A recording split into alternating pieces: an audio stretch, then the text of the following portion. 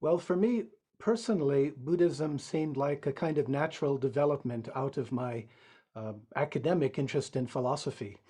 All of my degrees are in philosophy, both Western and Asian philosophy. And in particular, I've always been fascinated by the existential side, existentialism phenomenology, which is concerned with, well, the existential questions, especially things like death, our mortality, and so forth. And that fits in really nicely with Buddhism.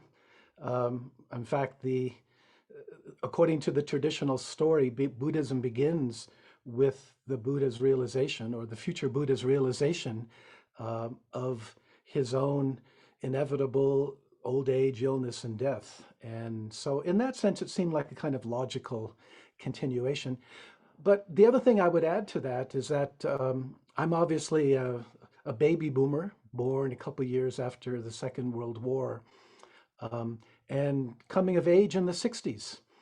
And uh, as I think many of us are familiar with the mythology there, the 60s, uh, one of the things that happened in the 60s was that many of us became aware that our government lied to us. Um, the Vietnam War, right? Immoral, illegal, stupid. And the consequence of that was to make us, many of us, aware that the world isn't what we thought it was, that in fact it was quite different. And I think that's a really good preparation for Buddhism in the sense that the Buddhist approach is that we don't usually experience the world in the way that it really is, but rather we experience it as a kind of a construct, a psychological and social construct. And so in that sense, I was part of that big cohort of people who, uh, at the end of the 60s, sort of moved in a kind of spiritual direction. And that's the time when Buddhism in the US, especially, really began to explode. And I was part of that. The whole role of rebirth in Buddhism, and especially as it applies to the ecological crisis, uh, is quite interesting in the sense that despite all the dozens of talks that I have given to Buddhist groups over the last few years, this question actually has not come up. Um, you would think that it would in terms of instead of giving up, you would think that one of the argument of Buddhists is that we have to acknowledge that because we're going to be reborn, we have to make sure that there's a good enough world for us to be reborn into. But what I think is going on here is really pointing to a kind of ambivalence within modern Buddhism and maybe especially Buddhists in the United States about the whole concept of rebirth. Frankly, I think many of us are confused what to make of it and aren't sure, aren't sure about that side of things, frankly. Um, for me personally, actually, the whole idea of rebirth and what goes along with that, the idea of karma, because it's your karma that determines how you are reborn. Uh, it's interesting that there's nothing sort of modern science that claims to support it, which doesn't mean that it's a teaching to be rejected, but it does mean that I think we need to think about it and sort of really ask ourselves, what does it mean? For example, in the Buddhist tradition, there's often emphasis upon understanding this in a more metaphorical or psychological way, in the sense that, perhaps we are reborn in every moment. And especially as our mind changes, we find ourselves experiencing the world in a different way along with that. But here's the important point for me, really, when we ask about rebirth. Whether or not one believes in it, I think shouldn't necessarily make a difference because in either case, our task, our responsibility is to do the very best we can right here and now. In other words, whether or not you believe in karma and rebirth, they're going to happen by themselves. They don't require us to believe in them. And the best way to prepare for another life, if there will be one, is to really do our very best now. So in that sense, I think that may be why the issue doesn't normally come up. Whether or not we believe in rebirth, whether or not we need to believe in rebirth in order to be a good Buddhist, it still comes down to the same thing, doing the very best we can now in response to this extraordinary challenge that we're facing. The concept of the unborn is very important in Buddhism, but it's interesting that it's understood in different ways in different Buddhist traditions. So if you start with, say, the Pali Canon, which are the earliest Buddhist teachings that we have, the goal of the spiritual path seems to be to end rebirth, not to produce any new karma, and therefore to achieve nirvana. And we do that by not being reborn. In other words, nirvana, this experience of liberation, is the unborn. What I find interesting, however, is that in the Zen tradition within which I was, that's my own practice tradition, the unborn is understood in a somewhat different fashion. So, for example, one of the greatest of the Japanese Zen masters, Bankei, talked about realizing, experiencing the unborn right here and now, that it's not something that literally involves waiting until you physically die, but it's realizing something about your true or your essential nature right here and now, that which was never born and is not subject to that. Again, it's a complicated issue because that can easily be understood as referring to a kind of separate self or a soul, but it's really referring to that dimension where nothing is lost, nothing is gained, there's no better and no worse. What in Mahayana Buddhism we normally talk about in terms of emptiness. My own inclination, given my own background, is to agree here with the Zen concept about experiencing the unborn right here and now. And I'm reminded of something Joseph Campbell said, that so often problems in religion occur because people take metaphors literally. And frankly, I can't help if this is a good example of that, that our goal shouldn't be about aiming for some kind of salvation that happens after we die, but rather it's much more a matter of waking up right here and now and realizing something that has always been the case. For Buddhism, the single most important concept isn't something like sin, but rather dukkha. Dukkha is the term usually translated into English as suffering, but we need to understand that in the broadest possible sense, not just, usual physical or mental pain, but to include things like dissatisfaction, dis-ease, uh, discomfort, basic anxiety. Um, and Buddhism talks in various ways about different sources of dukkha, but ultimately, the most problematical form of dukkha comes from the delusion of a separate self. This is one of the essential Buddhist teachings, the idea that in modern language, I would say that the sense of a self that is separate from other people and from the rest of the world, that this is in fact a construct, a psychological and social construct. It's not something babies are born with, it's something that develops as we grow up and as we relate to other people.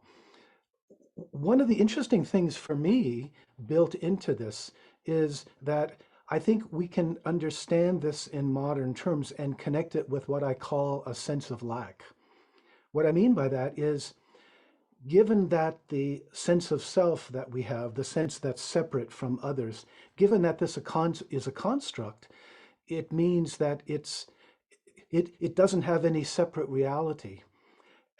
And one of the implications, I think, is that this separate sense of self always feels some fundamental discomfort. You could say that it doesn't feel real enough. It's insecure. It's ungrounded. It's not only ungrounded, it's ungroundable in in its own terms. And what I'm trying to say here is the the sense of self, and this is one way I think to really point at one of the essential Buddhist teachings, that that the sense of a separate self is haunted or shadowed by a sense of lack, by the feeling that something is wrong with me, something isn't right, something is missing, or I'm not good enough. And it's interesting, of course, talking about this to audiences.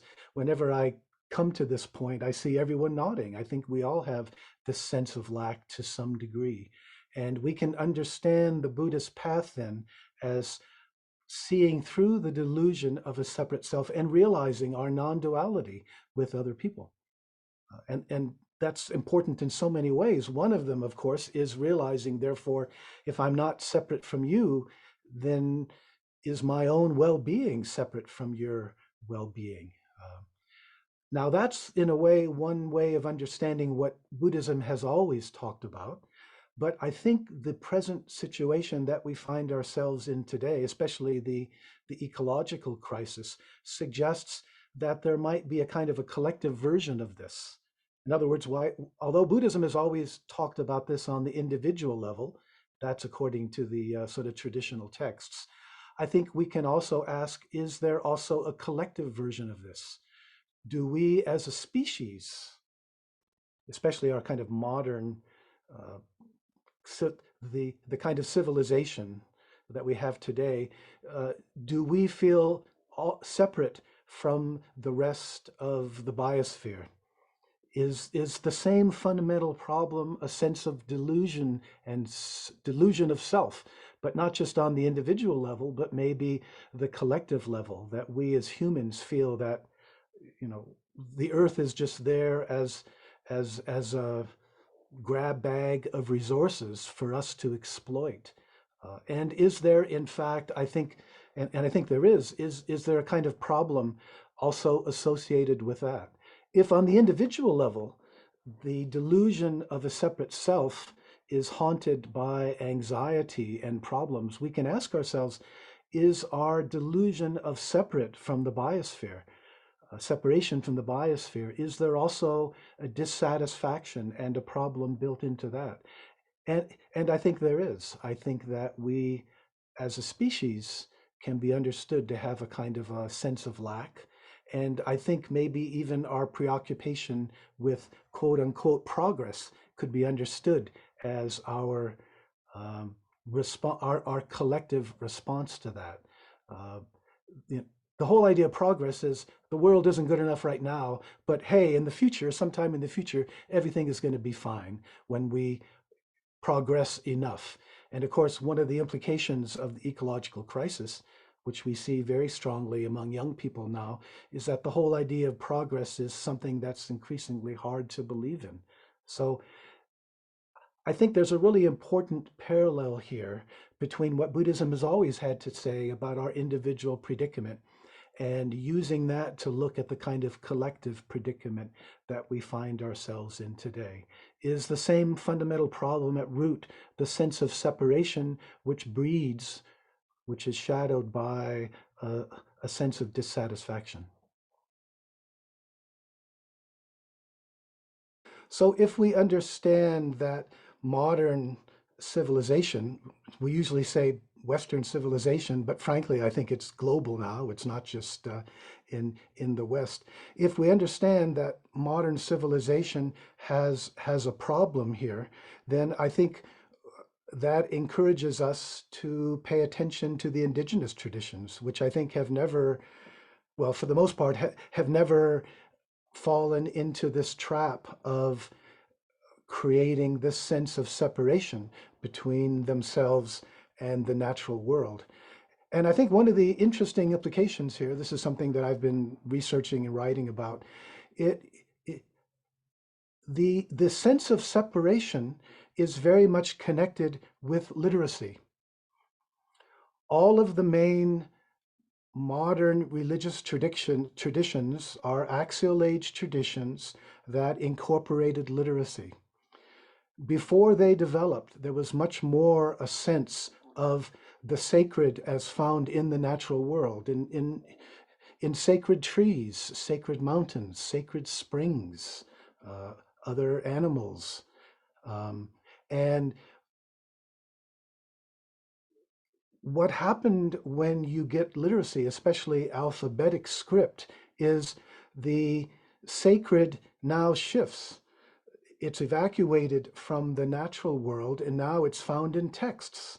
So the most sacred texts for, say, the Abrahamic traditions, right? The Torah, the Bible, the Quran, these contain the Word of God. These are where the sacred comes to be understood. But the other side of that is an increasing sense of duality. Our language, our culture, therefore, embodies the sacred in terms of these holy scriptures. But in the process, it seems like we end up devaluing and sort of we become unable to perceive the sacred in the natural world. And I think that's part of the recuperation that's necessary today. And if you think about it, think about just about all of the great religious founders. Moses went off by himself, what? To the mountaintops. Jesus, what did he do after his baptism? He went off into the desert where he fasted for 40 days and 40 nights. The Buddha, when he left home in his spiritual quest, after working with some teachers, he went off by himself and meditated. The point is, they went off as individuals by themselves into the natural world, and something profoundly transformative happened to them there. They experienced something there that evidently they couldn't experience, in a kind of an urban or a social setting. And I think that's a reminder that we have to reconnect, that we don't simply think of the natural world as something that we can simply enjoy, but that there's something spiritual here that we have to learn from it, and something I think that the indigenous traditions, for the most part, know very well and have not lost. And thank goodness for us, they continue to maintain it. Buddhism originated quite a while ago, maybe 2,400 years ago. The exact dates aren't clear. So, it's not surprising that we can't find within traditional Buddhist teachings, specific ones that are focused on helping us respond to the ecological crisis. I mean, that wasn't the problem in the Buddha's day. That wasn't the problem for the other Asian Buddhist traditions that developed. But nonetheless, there are several really important teachings whose implications can be developed, and thereby they can help us, find ways to respond appropriately to the situation we find ourselves in today. And if I had to pick out one in particular, I think it would be the Bodhisattva path. The Bodhisattva path is basically the idea that the the goal in Buddhism is not simply to individually awaken and to somehow transcend or escape this world, but that we want to wake up in order to be able to help everyone else to wake up as well. So it's important that we thereby not understand our practice in a sort of self-centered way, but that we see it as ultimately opening up to this larger um, path.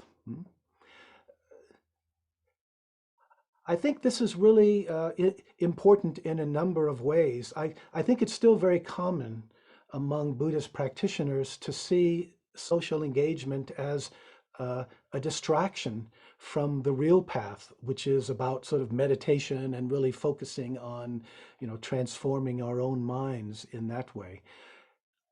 That's still very common, but I think it's a really important misunderstanding of not just what's needed today, but even what the Buddhist path involves. I mean, inevitably, when we come to Buddhism, it's because, it's almost always, maybe always, because there's something wrong with our own lives.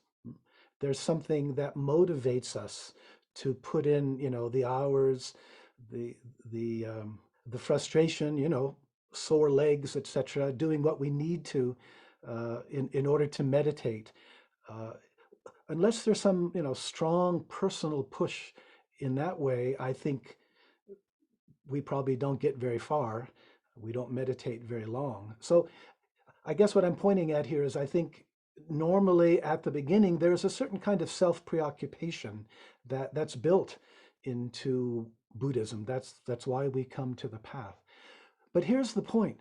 As we get more deeply into it, as we begin to sort of open up and realize our true nature, well, at the core of that realization is this understanding that the sense of separation is a delusion, that I'm not separate from you, that I'm not separate from other people.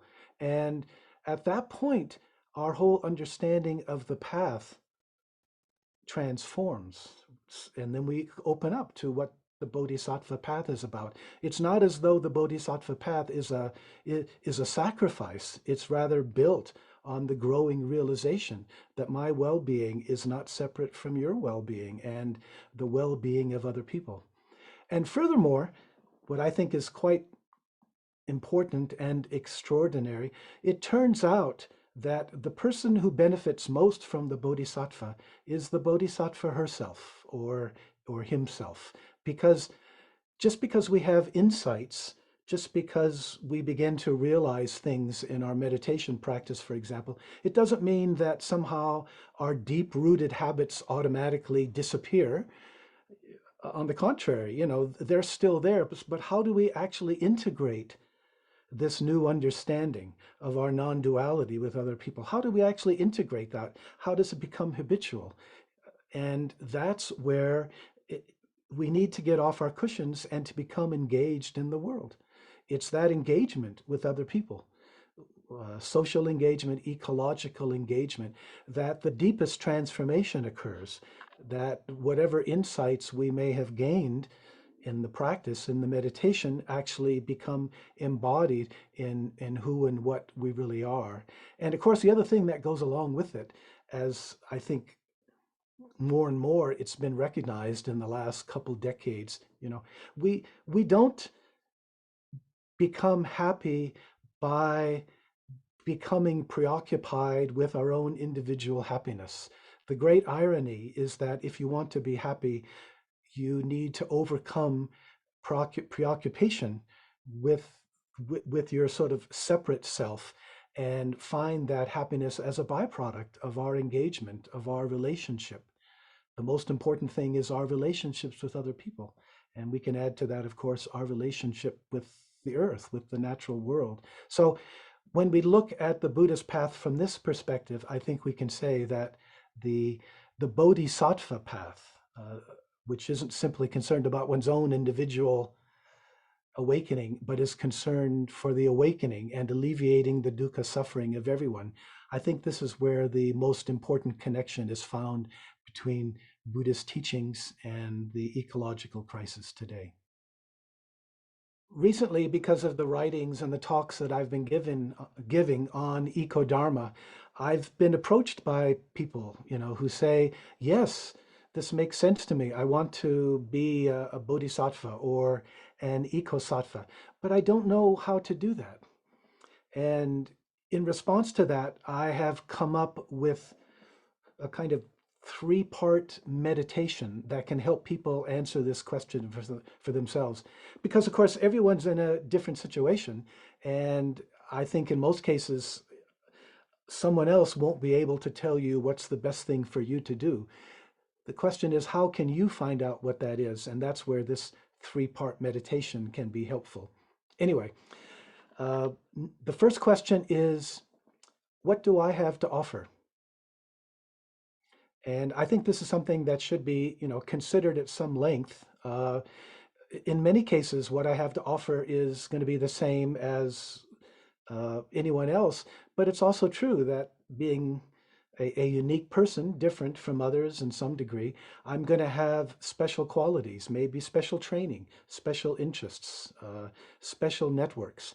It also has to account for age, health. Do I need to support myself financially, or am I free of those kinds of worries? But the whole point of the first question is a kind of a ruthless self-examination to really come to some understanding of what it is that I can offer. Yeah. The second question turns outside and asks, you know, given all the challenges, all the problems, and there are so many things that we can do, or so many things that could be done, uh, what are the viable possibilities for me? What are the ones that would be good for me to engage with? Um, Sometimes this might involve some research. Um, Often, although not always, given the internet and so forth, but often it's going to be local. For example, here in Colorado, where I live, fracking is a very big issue, and many people concerned about ecological issues focus on that. But it could be very different in some other places. People who live on the coasts might be concerned about what's happening to the oceans, for example. But keeping in mind that we really do need to focus and not try to do everything at the same time. Um, the third question and the final one of this sort of three-part meditation involves having sort of thought about the first two and sort of digested them, kind of let go of them completely. And I think this really involves kind of going deep inside and asking yourself, uh, what tugs at my heart? Where do I really want to devote my energy? And I don't see this as a sort of ego decision, but I think it's more through our meditation or prayer, contemplation, whatever it may be, kind of getting beyond that and getting in touch with that deeper part of our heart and getting a sense where we feel called. Hmm? Because I think if we do that, it's going to be so much more effective. You know, we're likely to be more engaged and able to keep up that engagement, that serious engagement, much more so than if we do something simply because we feel that we should do it. Uh, we really need to get in touch with our love and where our love pulls us. So again, three-part meditation. What do I have to offer? What are the viable, serious possibilities for me? And ultimately, most important, where does my love, where does my heart want to go? I think that can be really, really uh, helpful in helping us decide what to do. Maybe this isn't so relevant, but this whole question about, you know, preoccupation with our own individual carbon footprint. Yeah, I mean, I think it's really important, and something I stress in my talks is that, sure, you know, we need to be aware of that and be concerned. So, you know, I've cut down on travel. We have a electric car, solar panels, and all that. But somehow the idea that that's the solution in and of itself to the problem, I think that's really a huge mistake.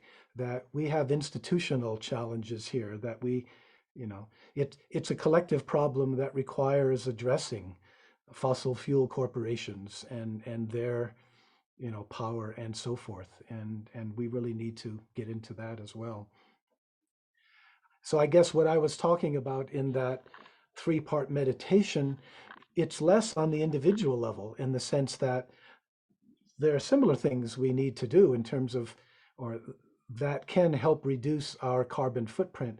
But when you think more seriously about working with other people, well, that's when it's more of a challenge because there's so many ways we can do that. So many ways to become more socially engaged and work together with other people. Of course, because if the problems are collectivized, if they're institutionalized, we're going to need to work together with other people in order to hope to have any effect. Yeah, it's not simply us working as individuals. When we think about responding to the ecological challenge, I think we have to understand that there's two different dimensions that both need to be addressed. I mean, the first one obviously is our own individual carbon footprint. I think we all have a responsibility to reduce the impact of our lives on the natural world and the amount of carbon in particular that's being emitted. So that includes, fairly obvious things like reducing certain types of transportation, especially air travel, considering things like electric or hybrid cars, electric panels that we can put in our roofs, and so forth. But a very big one that also uh, needs to be considered, and this isn't always emphasized, but thinking about our own diets, because it's pretty well established that a diet high in meat content in particular um, is not only problematical for our bodies, but also that's much more of a strain on the agricultural system, right? I mean, it requires many more resources and involves many more carbon emissions to eat a diet that involves, say, a lot of red meat versus a more plant-based diet where most or all of one's protein comes from plant sources. It's interesting that in the Buddhist tradition, uh, the Buddha did not require this. It's very interesting that he himself apparently was not completely a vegetarian, but that's because the monks, the order of monastics that he founded, they were basically begging. They had to accept whatever they were given. And the only important point that the Buddha made, which I think is very relevant today, is that the monks shouldn't eat meat if they know or even suspect that it was killed for them. If it was already dead, if it was just a little bit of meat or a little bit of sauce and something they were given, that was okay. But they weren't allowed to attend feasts where an animal had been slaughtered, for example. Now, in the modern world, of course, we have many more options. We're not bound in the same way. And I think there's a kind of a natural logic that encourages us all to become vegetarian in that degree because we have so much more control usually over what it is that we eat. And so I think if we go from basic Buddhist principles about reducing dukkha suffering, not only for ourselves individually, but for all sentient and living beings, then I think vegetarian just seems like such a natural thing to do. In the in the Zen Buddhist tradition that I trained in, every day we've recited what are called the Bodhisattva vows, and the very first one of those vows is uh, living beings in the world are numberless. I vow to save them all. It's not talking about human beings. It's not just, preoccupied with,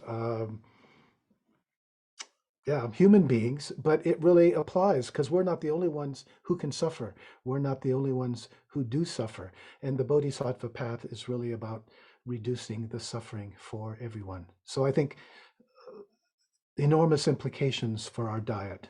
Um, The other point that, I mean, all of that along with is part of reducing our carbon or our impact, our personal individual impact on the biosphere. But I think it's also really important to recognize that even though sometimes it's sold to us that this is the solution to the ecological crisis, we also have to realize there are institutional forces here. There are fossil fuel corporations that are doing everything they can, in turn, including influencing the political system, obviously, to keep producing and burning fossil fuels. And part of our responsibility today is working together and finding the best ways we can to spotlight and to respond to address this kind of political challenge as well. So, two sides to it. We need to work on ourselves and we need to work with other people to address the kind of institutional deformations or institutional problems. And interestingly, that's exactly what the Bodhisattva path has already been about. We continue to work on our own personal transformation, our own individual awakening, with the realization that that's not sufficient, that our own individual well-being isn't separate from other people, and that we need to be working with other people for the benefit of everyone.